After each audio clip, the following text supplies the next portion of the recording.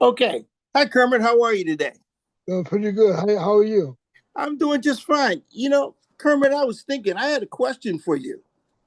Have you ever participated in a clinical research trial? No, no, no. I have not.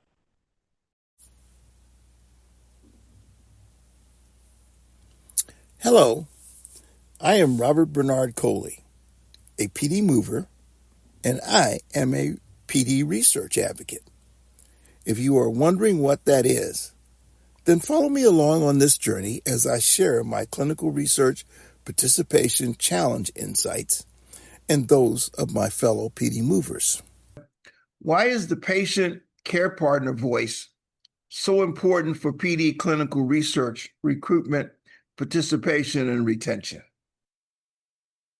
The goal is really, to find ways to improve the quality of life of those living with Parkinson's, whether by finding a cure or finding a novel treatment, or even finding new ways to live and cope with the disease.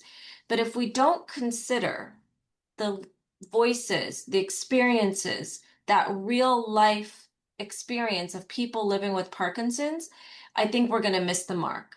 If I had a magic wand and I could wave it and put a bunch of researchers in the room, what would you tell them? What do you think the most important thing that you can take from your experience to tell them? What do they need to know? They need to know a little bit about our history before they come into our community. They needed to have done their research on our community. What follows now is first-person experiences seeking to participate or experiences from participating in clinical research trials. I hope you will value my fellow storytellers and learn from us.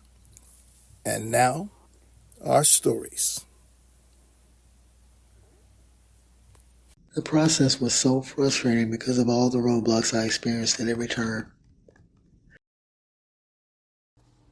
They told me I was too young.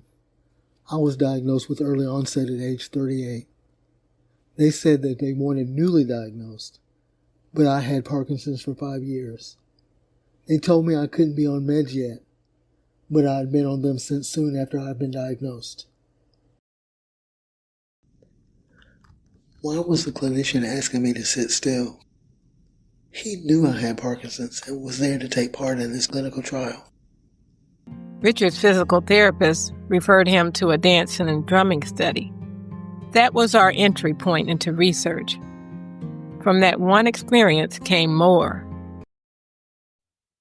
That study didn't just get me moving, it brought my spirit back to life. Parkinson's taken so much, but this I know. I have Parkinson's, but it will not have me.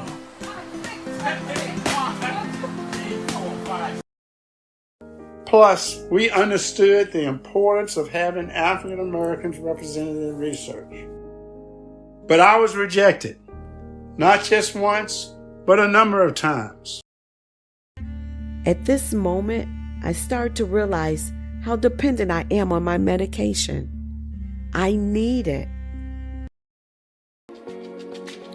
Why on earth do I have to drive at least an extra 2 to 3 hours if Denise and I are in the same study, just at 2 different institutions? All it would take is to be nice and respectful. Ask me how I am. Ask me what I do. But whatever you do, don't ask me to sit still. When every community has a seat at the research table, the path to a cure belongs to all of us. The more people see and hear folks that they can relate to talking about this disease, maybe the more people who look like us will decide to take part in research. We didn't hesitate when asked to participate by the physician conducting the study. If participating in the study would help anyone with PD, then it was worth it. We both realized and agreed that the game was too important to sit on the sidelines. If we can't listen to each other, why are we here? We, PD Movers, invite you to sit down and have a conversation with us. Thank you.